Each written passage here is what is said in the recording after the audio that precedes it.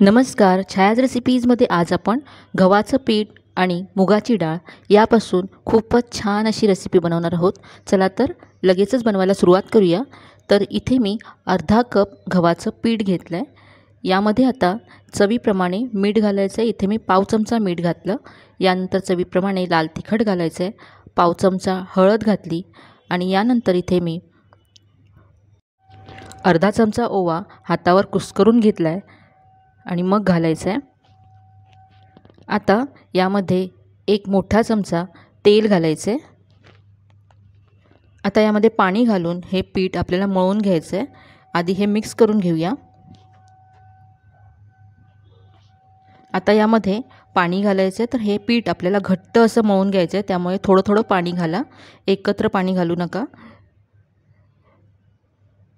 तर अगदी 2 ते 3 चमचे पाणी इथे मला लागलं आणि मी असा याचा घट्ट गोळा मळून तयार करून घेतला आहे.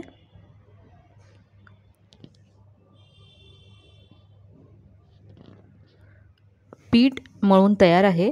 तर आता हे आपण बाजूला ठेवून देऊया आणि पुढची कृती करूया. इथे आता मी अर्धा कप मुगाची डाळ 2 ते 3 वेळा स्वच्छ धुवून घेतली. यानंतर भिजत ठेवली होती 2 तास. तर यामध्ये 1.5 कप मी पाणी घातलं आणि 2 तास छान अशी भिजवून घेतली. हाताने ही तुटते इतकी सॉफ्ट ही डाळ भिजली आहे.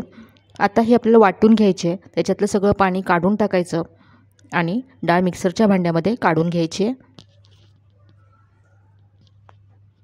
वाटताना यामध्ये आपल्याला कमीत कमी पाणी घालायचं आहे. जेवढं वाटण्यासाठी गरजेचं असेल तितकंच पाणी घालायचं आहे. तर इथे पहा, या डाळीची मी पेस्ट करून घेतली. आता यामध्ये पुढचं साहित्य घालायचं आहे. तर इथे मी चवीप्रमाणे मीठ घातलं. यानंतर पाव चमचा हळद घातली. यानंतर पाव चमचा जिरं घातलं. इथे आता मी अर्धा चमचा अख्खे धने घेतलेत, तर हे नक्की घाला. यानंतर पाव चमचा हिंग घातला आहे. धने आणि हिंग याची चव या रेसिपीमध्ये खूप छान लागते. यानंतर इथे मी चवीप्रमाणे लाल तिखट घातलं. आता यामध्ये आलं घालायचं आहे. आलं मी किसून घेतलं. तुम्ही बारीक तुकडे करून घेतलं तरी चालेल. आता इथे बारीक चिरलेला कढीपत्ता घातला आहे. यानंतर बारीक चिरलेली कोथिंबीर घालायची आहे. आता इथे मी बारीक चिरलेला कांदा घेतला आहे. आता हे सगळं व्यवस्थित एकजीव करून घ्यायचं आहे. आता हे आपण बाजूला ठेवूया आणि आपण जे पीठ तयार करून घेतलं होतं त्याचा इथे मी एक गोळा घेतला आहे. याला तेल लावून घ्यायचं. यानंतर लाटण्यालासुद्धा मी तेल लावून घेते, म्हणजे पीठ लाटण्याला चिकटणार नाही आणि आपल्याला व्यवस्थित लाटता येईल. आता याची आपल्याला पोळी लाटायची आहे आणि इथे लक्षात ठेवा, अगदी पातळ अशी पोळी आपल्याला लाटून घ्यायची आहे. पीठ घट्ट आहे त्यामुळे व्यवस्थित आपल्याला हे लाटता येतं.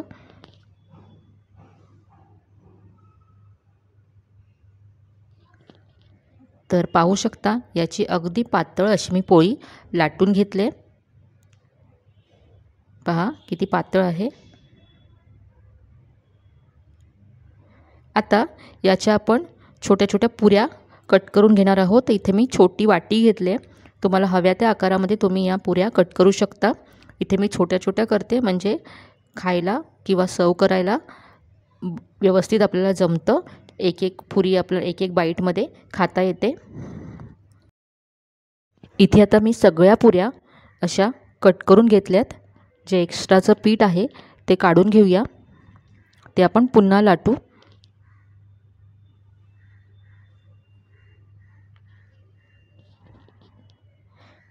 आता इथे एक असा काटा चमचा घ्यायचा आणि त्याने याला असे होल करायचे, म्हणजे ही पुरी फुगणार नाही आणि मस्त क्रिस्पी होईल.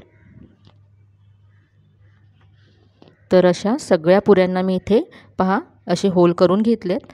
आता जे आपण मिश्रण तयार केलं होतं मुगाच्या डाळीचं ते लावून घ्यायचं आहे. तर हे तळताना अजिबात निघत नाही, व्यवस्थित चिकटतं या पुऱ्यांवरती. तर यासाठी तळताना मी तुम्हाला एक खास ट्रिक सांगणार आहे. तर असं मी सगळ्या पुऱ्यांवरती हे मिश्रण लावून घेते. तर इथे आता सगळ्या पुऱ्यांवरती मी मिश्रण लावून तयार करून घेतलं आहे. आणि इथे लक्षात ठेवा, तुम्ही ह्या पुऱ्या जेव्हा फ्राय करायला घ्याल तेव्हाच हे मिश्रण तुम्हाला पुऱ्यांवरती लावायचं आहे. आधीच जर लावून ठेवलं तर मग पुऱ्या ओलसर होतील आणि तुम्हाला तळताना जमणार नाही. म्हणून जेव्हा तुम्हाला तळायचं असेल तेव्हाच त्यावरती हे आपलं जे मिश्रण आहे ते लावा आणि लगेच फ्राय करा. तर इथे मी आता तेल व्यवस्थित गरम करून घेतलं आहे. गॅसची फ्लेम आता स्लो केली आहे.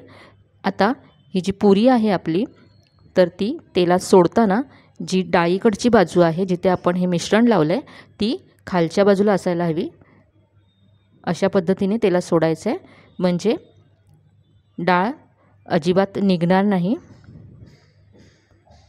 तर ही गोष्ट लक्षात ठेवा. आता आपण फ्राय करून घेऊया. आणि ते फ्राय करताना जी डाळीची बाजू आहे ती जास्त वेळ फ्राय करून घ्यायची, म्हणजे डाळ व्यवस्थित आतपर्यंत फ्राय होईल. आता ह्या पुऱ्या दोन्ही बाजूने मंद फ्लेमवरती आपण फ्राय करूया. तर इथे पहा मस्त रंग आला या पुऱ्यांना आणि जी मुगाच्या डाळीची जी बाजू आहे ती पण व्यवस्थित फ्राय झाली आहे. आणखी थोडंसं याला आपण गोल्डन ब्राऊन करून घेऊया. चवीला या पुऱ्या खूपच छान लागतात. तुम्ही मुलांच्या टिफिनसाठी या बनवून देऊ शकता.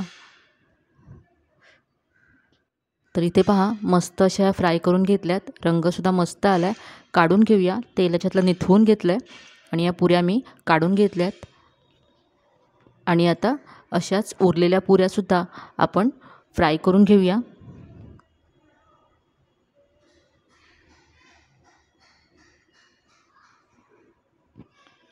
तर इथे तुम्ही लक्षात ठेवा, तुम्हाला जेव्हा फ्राय करायचं असेल तेव्हाच तुम्ही या पुऱ्यांवरती मुगाच्या डाळीचं मिश्रण लावा. आणि पुऱ्या तेलात सोडताना मुगाच्या डाळीच्या मिश्रणाची बाजू आहे ती खालच्या बाजूला राहील याची काळजी घ्या. तर या इथे मी सगळ्या पुऱ्या फ्राय करून घेतल्यात. टोमॅटो केचपबरोबर तुम्ही सर्व केल्यात. तुम्ही एखाद्या चटणीबरोबर सर्व करू शकता. अशासुद्धा या पुऱ्या चवीला मस्त लागतात. तर मुलांना मोठ्यांना सगळ्यांना आवडतील अशा या पुऱ्या नक्की करून पहा. तुम्ही मुगाच्या डाळीचं मिश्रण तसंच हे पीठ आदल्या दिवशी मळून फ्रीजमध्ये ठेवू शकता आणि सकाळी घाईच्या वेळेस झटपट या पुऱ्या बनवून त्यावर हे मिश्रण लावून फ्राय करून तयार करू शकता. तर आजची ही रेसिपी तुम्हाला नक्कीच आवडली असेल. रेसिपी कशी वाटली कमेंटमध्ये नक्की कळवा. रेसिपी जर आवडली असेल तर व्हिडिओला लाईक करा.